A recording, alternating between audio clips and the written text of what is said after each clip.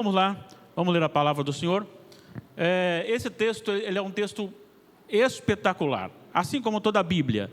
Mas eu quero que você pense comigo, antes de ler esse texto, em dois versículos que nós já lemos, já estudamos anteriormente. Primeiro, o versículo 14. O versículo 14 diz assim: pois todos os que são guiados pelo Espírito de Deus são filhos de Deus. Esta afirmação, ela é imprescindível para a gente entender o texto de hoje.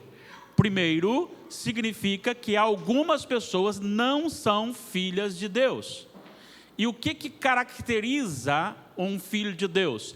É produzir o fruto do Espírito Santo, ou seja, ser guiado por Ele dentro de uma habitação, certo? Então, se quer medir a sua espiritualidade, quer medir se você é filho de Deus, olhe para o fruto do Espírito e olhe para a sua vida, aquilo que você está produzindo. Se você estiver produzindo amor, alegria, paz, longanimidade, benignidade, fidelidade, mansidão, domínio próprio e coisas semelhantes, significa que você é filho de Deus. Agora, se você não está buscando exercer isto, tem que questionar e tem que repensar a sua vida. O segundo versículo, antes de ler o texto também, que precisamos frisar, é o versículo 17, do mesmo capítulo. Ora, se somos filhos de Deus, somos também herdeiros, herdeiros de Deus e co-herdeiros com Cristo. Se com Ele sofremos, também com Ele seremos glorificados. Veja bem, duas coisas. Ser cristão implica em receber duas heranças com Cristo: o sofrimento de Cristo e a glória de Cristo, a glorificação. Então, partindo dessa questão do sofrimento, se sofrermos com Cristo, é que nós vamos então ler o texto. Eu o convido a ler comigo, soltando bem a sua voz, para que aquele que nos ouve através da transmissão possa ouvir a sua voz na leitura. Leitura alternada, eu lerei os versículos pares e a igreja os versículos ímpares. Capítulo 8 de Romanos, capítulo 8, 18 a 25. Porque para mim tenho por certo que os sofrimentos do tempo presente não podem ser comparados com a glória a ser revelada em nós.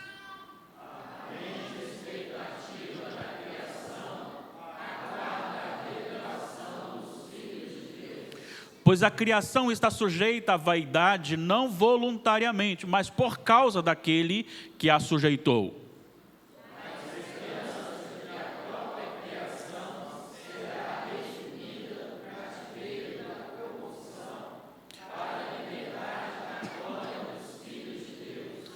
Porque sabemos que toda a criação, a um só tempo, geme e suporta angústias até agora.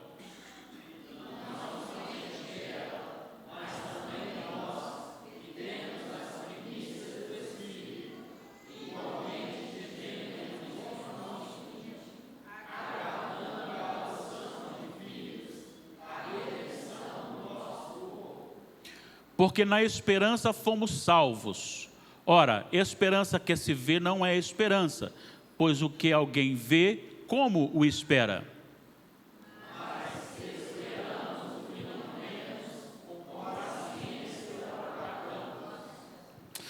Que o Senhor nos conduza no estudo da palavra, e o desejo do meu coração é que o Espírito Santo trabalhe de tal maneira o seu coração para receber a palavra, que você saia daqui hoje cheio do Espírito Santo, transformado para a glória do Senhor. Hoje vamos falar sobre a superioridade da glória futura. Voltemos então no versículo 17. Herdamos duas coisas com Cristo, como já dissemos. Somos herdeiros de Deus e co-herdeiros com Cristo. Se com Ele sofremos, também com Ele seremos glorificados. Isso implica em afirmar essas duas questões, sofrimento e glória. E é por isso que Paulo começa: porque para mim tenho por certo. Porque ele está voltando ao contexto, ao que ele acabou de anunciar, dizendo que nós somos herdeiros de Deus e co-herdeiros com Cristo. Isso ele afirma, tanto no sofrimento como na glorificação. Lembro-me que quando iniciei no seminário de Belo Horizonte, Seminário Teológico Presbiteriano Reverendo de Noel Nicodemo Zeller, que fica em Belo Horizonte, como já falei algumas vezes para a igreja, Damares e eu, desde que nos casamos, nós não tínhamos nos separado para dormir fora, exceto por 3 dias que eu passei numa conferência missionária na Igreja Presbiteriana Betânia, em Niterói. Mas, tirando disso, nós estávamos juntinhos sempre, o tempo todo, e depois da chegada do William, com o William também, desde 1991, 5 de outubro, a partir das 18 horas e 15 minutos, quando o reverendo Cari começou a cerimônia do nosso casamento.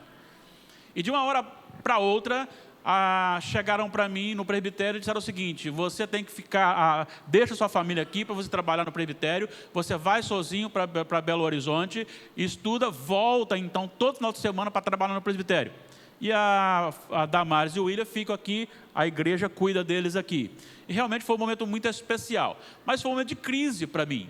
Lá em Belo Horizonte, sozinho, com tudo novo, e de repente bate aquela saudade de casa, bate saudade da família, bate saudade dos amigos, e também a dificuldade. Você tem que encarar, para vocês terem uma ideia, vocês estão pensando o quê? Está pensando que seminário é coisa de brincadeira? Teve um semestre, não é para te assustar não, tá? Que nós fizemos 13 disciplinas. 13 disciplinas com 3 provas cada uma, média 7, e com 3 trabalhos para cada uma. Isso num semestre. Então era de 10 para cima, nunca menos de 10. Então era muita coisa para ser feita. E algo assim que mexia comigo 4 anos direto aqui. Como que eu vou fazer isso? E aí eu comecei a trabalhar o meu coração e montei, junto com alguns colegas, um local para nós ficarmos, porque não tínhamos condições, eu não tinha condição, não tinha dinheiro nem para pagar o alojamento do seminário. Então eu tinha que fazer um alojamento à parte para conseguir sobreviver lá, e foi assim que Deus me conduziu à maior riqueza da minha vida. Mas o seminário estava embaixo e a gente subia, andava um pouco, e lá embaixo tinha o contorno da 381, indo até João Monlevade, para depois sair na 262 para Vitória. E sempre que eu saía do seminário eu subia e lá de cima eu olhava e viajei constantemente, assim, maior parte na empresa São Geraldo, hoje não é mais São Geraldo, né?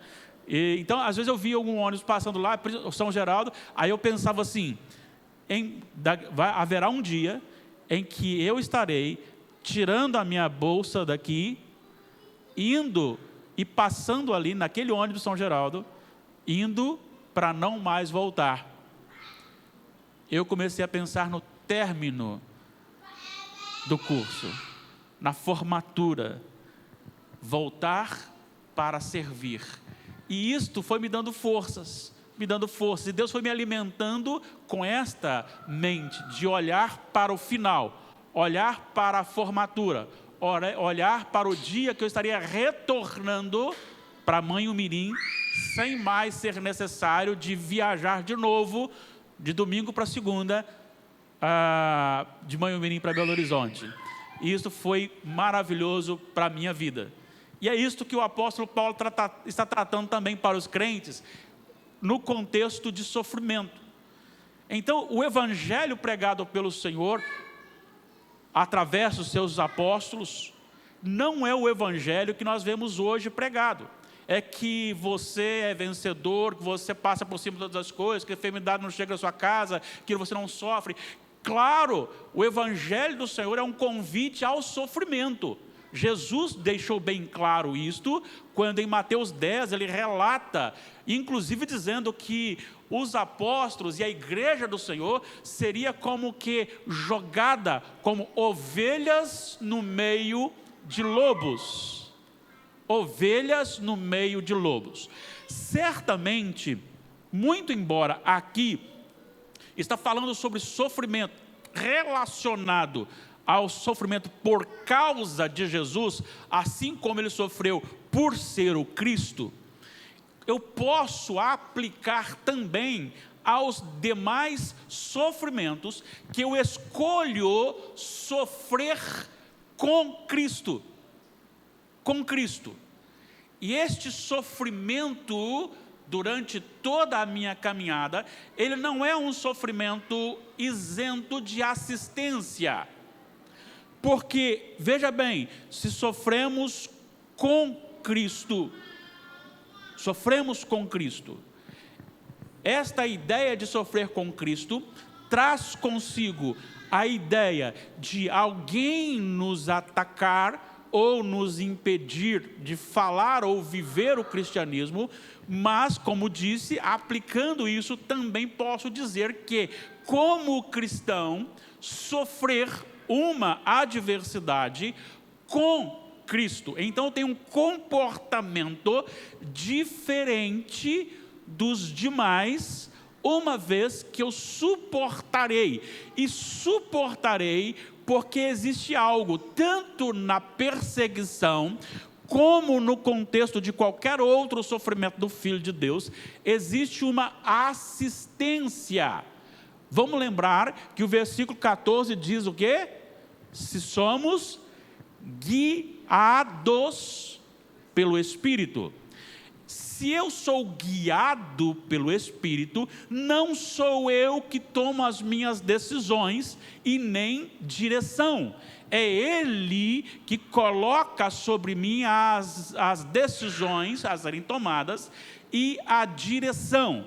Mas não é só isso, e nós veremos no próximo estudo sobre o assunto, porque no versículo 26 tem a palavra que o Espírito nos assiste em nossa fraqueza. Versículo 26, também o Espírito semelhantemente nos assiste. Eu queria chamar sua atenção para esta palavra assiste, ou assistir aqui. Ela poderia também ser traduzida como soerguer, ou seja, colocar o ombro debaixo daquele que está prostrado e levantá-lo para a caminhada. Então o crente no seu sofrimento, ele é assistido, soerguido, ele é conduzido pelo Espírito Santo do Senhor. Vamos comprovar isso também com Pedro, para dizer que não foi só Paulo que disse. Primeira Epístola de Pedro, capítulo 4, versículo 14. Olha só que mensagem para o nosso coração. Primeira de Pedro 4, 14. Vamos ler juntos? Se pelo nome de Cristo sois injuriados, bem-aventurados sois, porque sobre vós repousa o Espírito da glória de Deus. Preste atenção na parte final deste versículo. E aqui, então, injuriados, sim, eu penso na questão de sofrer por causa do Evangelho, uma perseguição, mas também pode se aplicar em todo e qualquer sofrimento da vida, que o Filho de Deus, que é guiado pelo Espírito, ele é assistido e sobre ele repousa o Espírito da glória de Deus. Gente, talvez a gente não pare para pensar na grandeza dessa afirmação. Deixa eu dizer uma coisa para vocês. Eu uso isso muito para confortar os enlutados, principalmente quando aquele que morreu, ele é um servo do Senhor. Quando não é servo do Senhor, então não uso esse texto. Mas eu tenho convicção pelas Escrituras Sagradas e por esses textos lidos, que nenhum cristão, em lugar nenhum, morre sozinho. Ainda que seja alguém que saia para pregar o Evangelho, e ele vá sozinho, e ele esteja num local que ele não conhece ninguém, e lá ele é executado, ou jogado em algum lugar para morrer, lá ele recebe, na hora da sua morte, a assistência do Espírito Santo de Deus, não só no sofrimento, não só na injúria, mas repousa sobre o Filho de Deus, aquele que é guiado pelo Espírito, repousa o Espírito da glória de Deus. Olha só, olha o que Jesus falou: mendigo e o rico. Morreu o mendigo e foi levado pelos anjos. Morreu o rico e foi sepultado. Há uma diferença entre o Filho de Deus e o que não é Filho de Deus na hora da morte. E também na hora do sofrimento, seja ele qual for. Uma vez que nós temos esta questão do sofrimento na vida colocado por sermos cristãos, é por isto que Paulo trabalha essa superioridade. Agora então, ele contempla o futuro, ele contempla a glorificação. Mas vamos lembrar outra coisa: a glorificação só será possível aos filhos de Deus. E os filhos de Deus são aqueles que são guiados pelo Espírito Santo. O que significa isso? De novo, significa que o Filho de Deus não toma decisão própria, ele toma decisão pelas Escrituras Sagradas. Ele não toma uma direção própria, ele segue a direção das Escrituras Sagradas. Porque as Escrituras Sagradas são a inspiração de Deus aos filhos de Deus. Tanto Paulo a Timóteo, na segunda epístola, capítulo 3, no versículo 16, toda a Escritura é inspirada por Deus, como também Pedro diz que homens santos falaram da parte de Deus, não por si só, mas Deus os inspirou. Então as Sagradas Escrituras são a voz de Deus falada pelo Espírito Santo ao nosso coração. Então nós precisamos entender que estas promessas dizem respeito àqueles que são citados no capítulo 8, versículo 1. Agora, pois, já nenhuma condenação há para os que estão em Cristo Jesus. E se você olhar logo abaixo, e aí o original, tem alguns originais que dão esse acréscimo aqui, os que são guiados pelo Espírito, aqueles que obedecem ao Espírito, versículo 4, a fim de que o preceito da lei compramos em nós, que não andamos segundo a carne, mas segundo o Espírito. Então, quem está em Jesus vai andar segundo o Espírito, e não segundo a carne. Tendo esta palavra, continuemos. Olha só o que ele diz: tenho por certo que os sofrimentos, qual sofrimento? Se com ele sofremos, assim como Jesus sofreu. Não é sofrer por furtar alguma coisa, por roubar alguma coisa, por matar alguém, por brigar com alguém, não. É sofrer por Cristo, por ser leal, por ser fiel às Escrituras Sagradas. Sendo este sofrimento, no tempo presente, já pregado, anunciado, pré-anunciado por Jesus Cristo, como dissemos, Mateus capítulo 10, só você dar uma lida em todo o capítulo depois, que lá também tem promessa de proteção, mas ele vai dizer que estes sofrimentos são mínimos diante da glória a ser revelada em nós. E é isso que eu quero que você pense um pouquinho. Eu acho que nós não teríamos tempo de explorar tão grande beleza desse texto. Porque veja bem, ele está dizendo que há uma glória a ser revelada. Agora eu preciso ligar esta glória a ser revelada também no mesmo parâmetro do sofrimento. Jesus sofreu por obedecer o Pai, por ser Deus. Nós sofremos com Jesus, como nós já falamos, mas quando nós olhamos também a questão da glória a ser revelada em nós, nós precisamos ir para Filipenses. À medida que o Espírito Santo vai nos dando o texto, nós temos que lê-los, porque senão ficamos devendo. Filipenses, capítulo 2, versículo 9. Pelo que também Deus o exaltou sobremaneira, e lhe deu um nome que está acima de todo nome. É nesta vitória garantida por Deus a Jesus, que se humilhou e sofreu a morte de cruz, está no contexto de Filipenses 2, 5 em diante. É nesta glorificação de Jesus que nós também seremos glorificados. Nós esperamos, nós ansiamos, nós aguardamos. E esta glória, ela é sobremaneira superior a tudo que há neste mundo. Vamos aqui, vamos colocar isso em miúdos. Repetindo para você, mas eu preciso repetir isto. Vamos pensar que de uma hora para outra, utopicamente, lógico, né?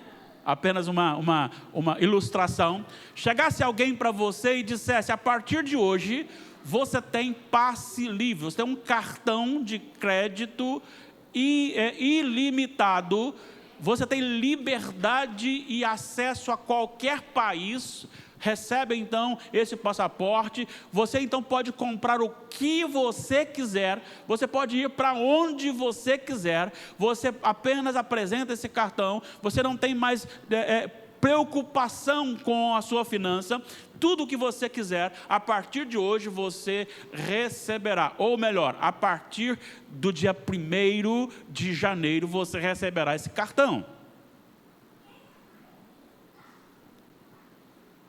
Você terá acesso aos melhores hospitais do mundo.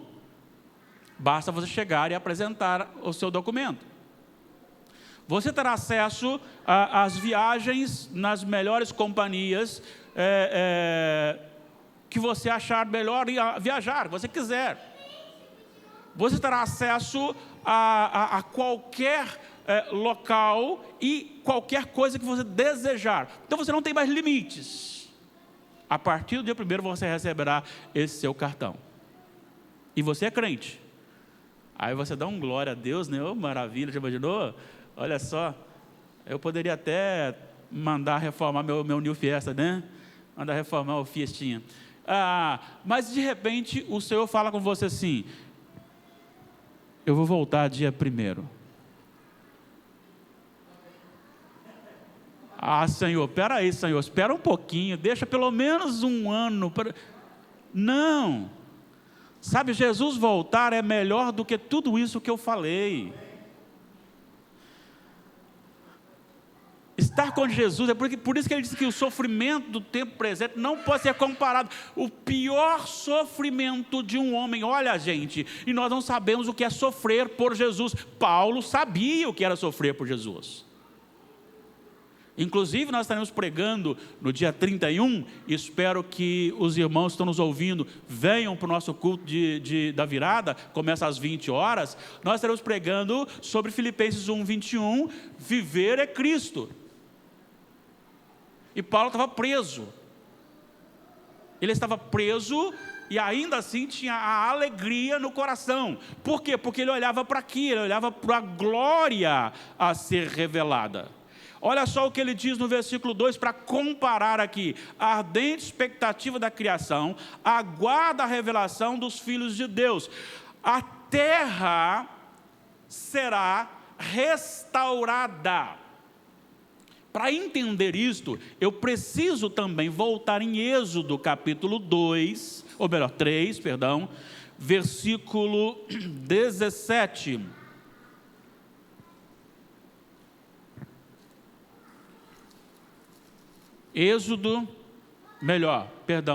Gênesis, falei Êxodo? As muitas letras me fazem delirar.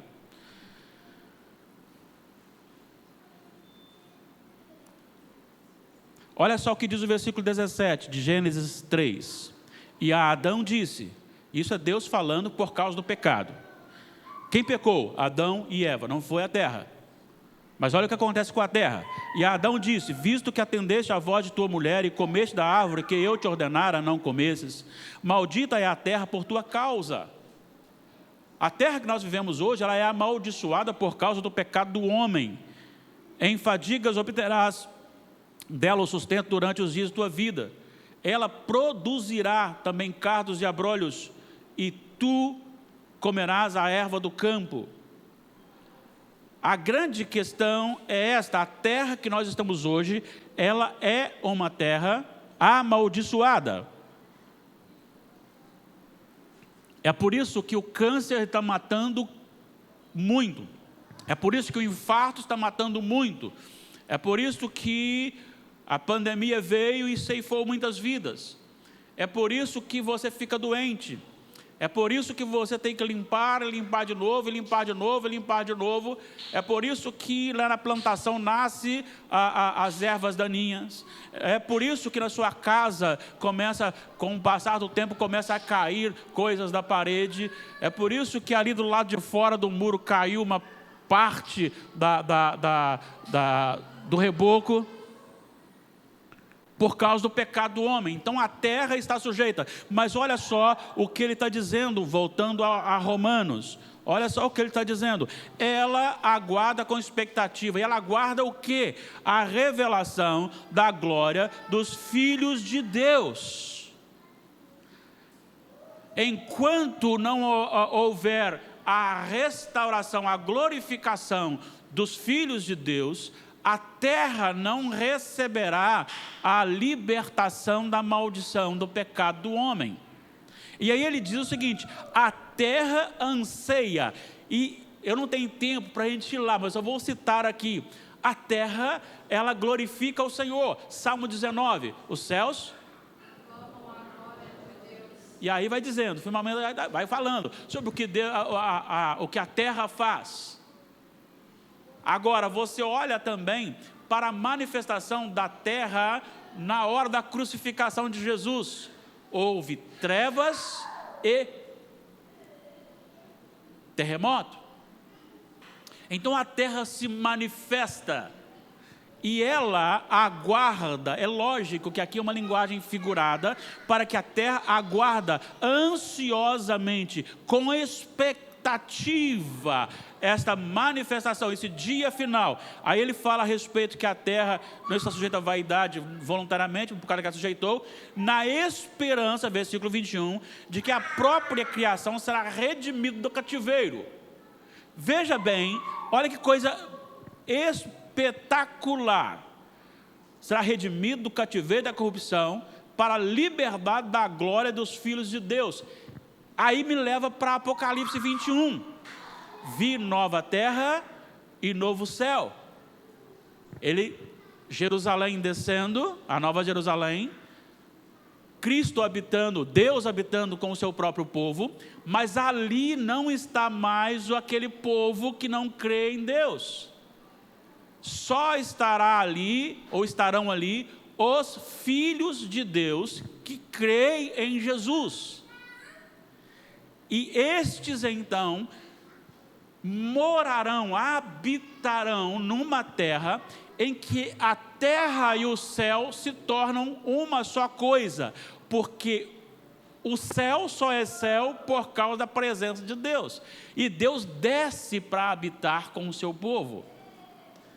Claro, não veremos a face de Deus, Deus é Espírito, e Deus é infinito, mas nós veremos a face de Deus na face de Cristo, porque Jesus continua sendo Deus e continua sendo homem num corpo glorificado. E nós veremos Jesus face a face e conviveremos numa terra restaurada sem maldição, não mais amaldiçoada. É só lembrar, Gênesis, Jardim do Éden, terra perfeita, entra a queda, vem então a maldição da terra.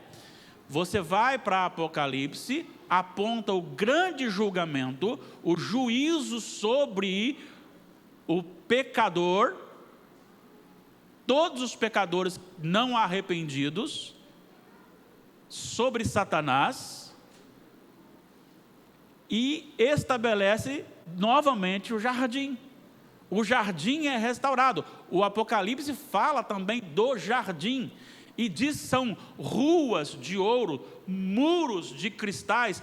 Eu particularmente penso que isso é simbólico, mas não importa se for simbólico ou literal, eu estarei lá, e a presença de Deus é muito superior do que qualquer metal mais valioso que você possa imaginar. É esta a esperança, e essa terra aguarda, porque a terra ela não suporta o jugo que foi colocado sobre ela por causa do pecado do homem. Mas ele vai dizer, ele usa a terra apenas como exemplo, porque olha só, no versículo 22 diz assim: porque sabemos que toda a criação, a um só tempo, geme e suporta angústias até agora. Agora presta atenção no versículo 23, e não somente ela, mas também nós, que temos as primícias do Espírito, igualmente gememos em nosso íntimo, aguardando a adoção de filhos, a redenção do nosso corpo. Ele está falando da consumação. Ele diz que nós já temos as primícias do Espírito. Então ele já veio.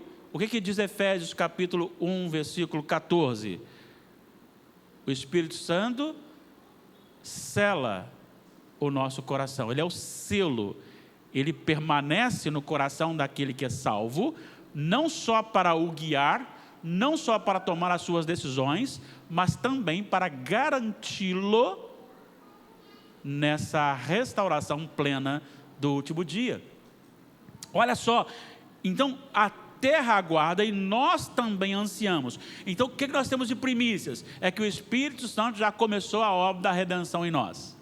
Ela já é garantida, mas ainda não consumada. O que significa? Significa que, embora sejamos filhos de Deus, embora sejamos guiados pelo Espírito Santo, há muito momento em que nós tomamos decisões contrárias à vontade de Deus. Isso entristece o Espírito Santo do Senhor.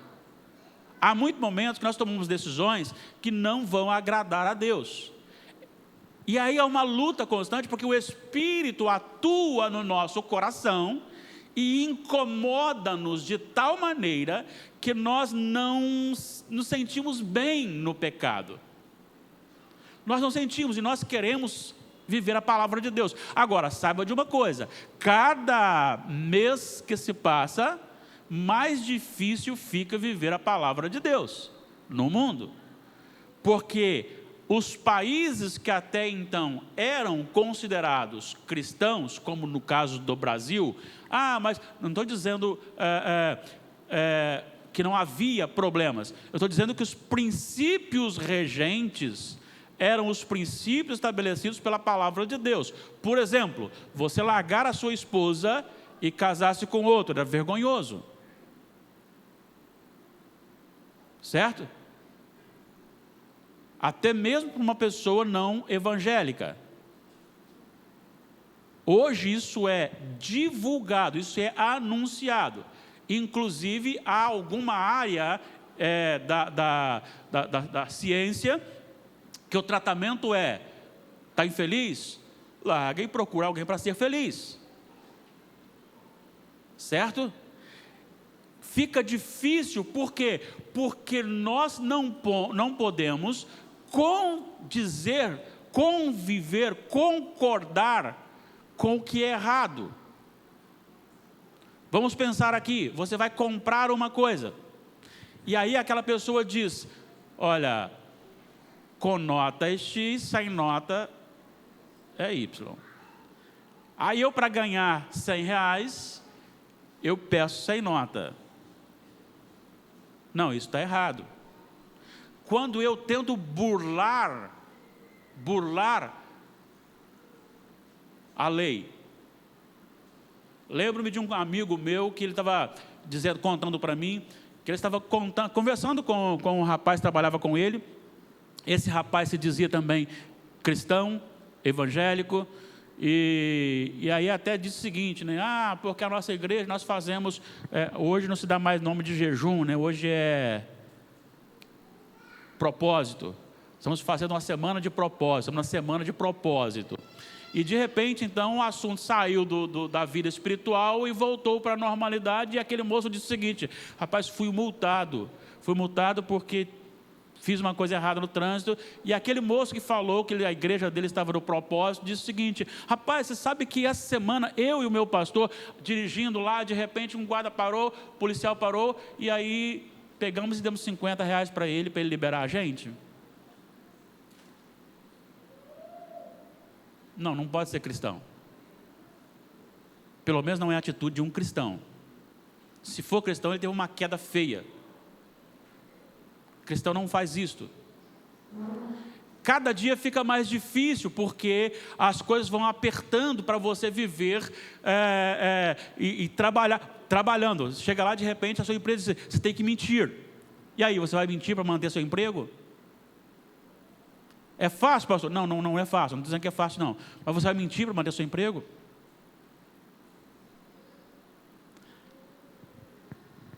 As coisas vão apertando cada vez mais, mas nós temos as primícias, nós já somos salvos, e não importa o que os outros pensam ou deixam de pensar. Às vezes nós achamos que a coisa se torna certa quando a maioria passa a fazer, mas não.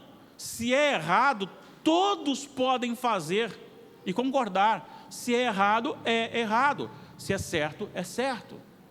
Dentro dessa expectativa de vida, eu tenho o Espírito habitando no meu coração. É Ele que me guia pela palavra. É a mesma palavra lá do Antigo Testamento que dirigiu, a lei que dirigiu a vida de Moisés e do povo ali no deserto, e depois, durante todo o tempo em Canaã, e depois o nascimento de Jesus, e depois a igreja primitiva, e depois os nossos chamados pais, e depois a igreja que viveu antes de nós. É a mesma palavra, ela é nova, ela é viva, ela é eficaz, ela é capaz de suplantar, de atravessar tempo e cultura. É a mesma palavra, os princípios são eternos.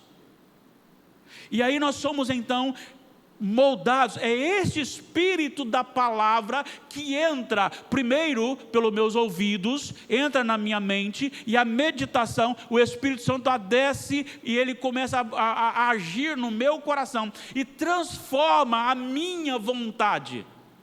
Aí eu passo a ter duas vontades: a vontade da carne, que é aquilo tudo que o mundo oferece, que são os prazeres deste mundo. Mas existe uma outra vontade que me faz enxergar como Paulo enxergou. E é esta vontade que prevalece, porque ela é o Espírito. Então, quando a minha vontade confronta com a vontade do Espírito, eu me submeto à vontade do Espírito, porque é Ele que é o meu Senhor, é Ele que me faz ver isso, e Ele está morando no meu coração. Ele habita o meu coração. Ele não é visita no meu coração, Ele habita o meu coração. E como um habitante do meu coração, Ele manda e tem que mandar no meu coração. Mas enquanto estamos com a primícia, nós ficamos na esperança.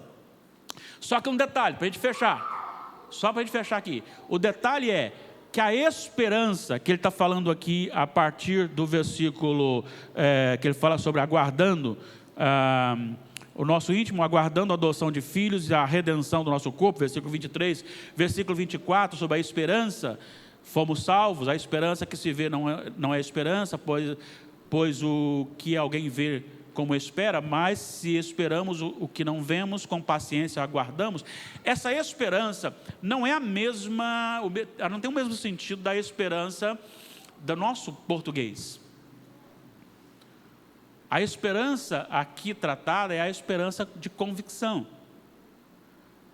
é a esperança da certeza. É por isso que eu tenho falado para vocês o seguinte: Deus me livre disto.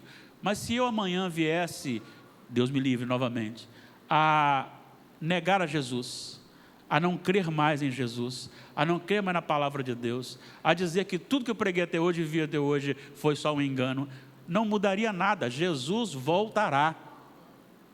Jesus voltará. E Ele, sim, coroará aqueles que nesta vida creram, e crer não é acreditar que. Eu posso dizer o seguinte: eu acredito que o remédio tal é muito bom para tratar este problema, mas eu não quero tomá-lo. O crer para a salvação significa: eu acredito tanto que o remédio é bom que eu tomo. Então, se eu creio em Jesus, significa que Ele é a única razão da minha vida, que eu me entrego a Ele, sabendo que não sei o que passarei até a minha morte, mas sei que Ele me guardará, e tenho uma coroa guardada para mim no último dia, não conquistada pelas minhas ações de crentes, mas pela cruz de Cristo no Calvário. Então essa esperança é: Ele virá. E aí eu posso dizer para vocês: eu serei coroado, eu serei glorificado. Não é talvez, quem sabe. Não, eu serei. Por quê? Porque Jesus Cristo morreu na cruz do Calvário e levou sobre si o pecado de todos aqueles que creem nele e o confessam como seu único Senhor e Salvador. Claro, como eu disse, creem para a salvação, de submissão. Então olhe para o céu, olhe para o que está reservado. Às vezes a gente fica vendo muitas brigas por poucas coisas, questões por coisas mínimas, grosserias. A gente às vezes faz isso, a gente comete coisas que logo diz: para que eu falei isso, para que eu fiz isto? E eu creio que acontece com você também, comigo acontece. Principalmente dentro de casa. Lembre-se uma coisa: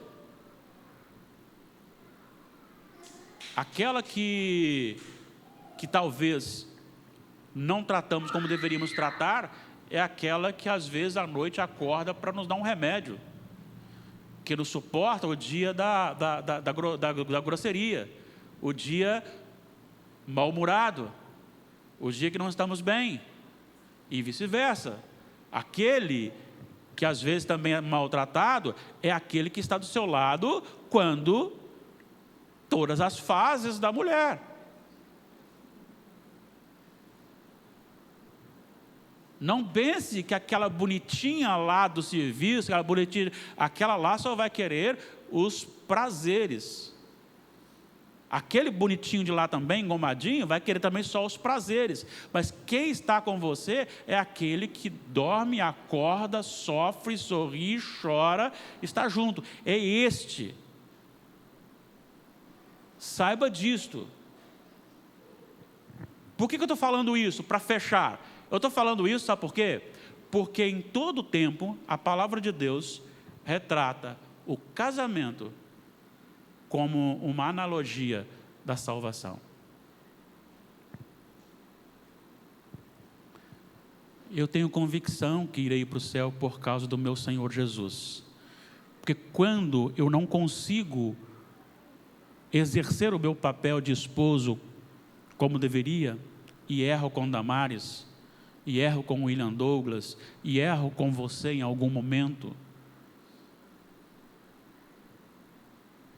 Cristo passou por todos esses sofrimentos e todas essas tentações e não errou em nenhum deles.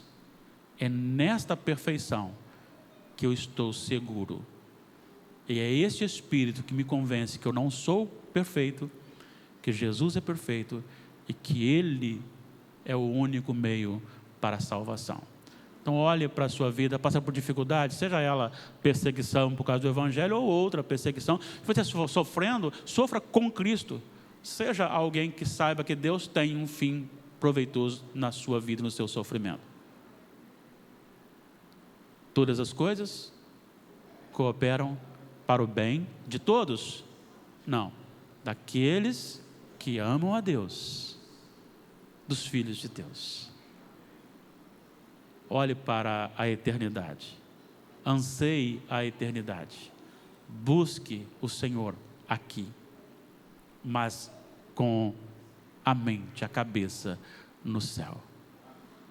Eu não sei como você está vivendo, eu não sei como você está hoje, não sei como você tem se portado, eu não sei se você tem certeza da sua salvação, se você não tem, eu não sei se você tem produzido obras da carne ou fruto do Espírito, mas você e o Espírito Santo sabem, e Ele pode trabalhar o seu coração.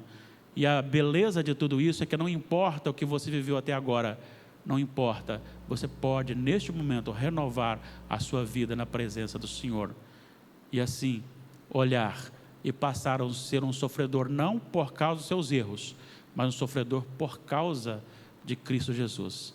E o sofrimento por causa do pecado ser sofrido com Cristo, ou seja, tendo a companhia dele presente na sua vida e brilhando Jesus em todo o tempo. Olhe para a eternidade, olhe para o céu, porque o apóstolo Paulo nos deixou claro que sim, a glória futura é superior. Deus nos abençoe.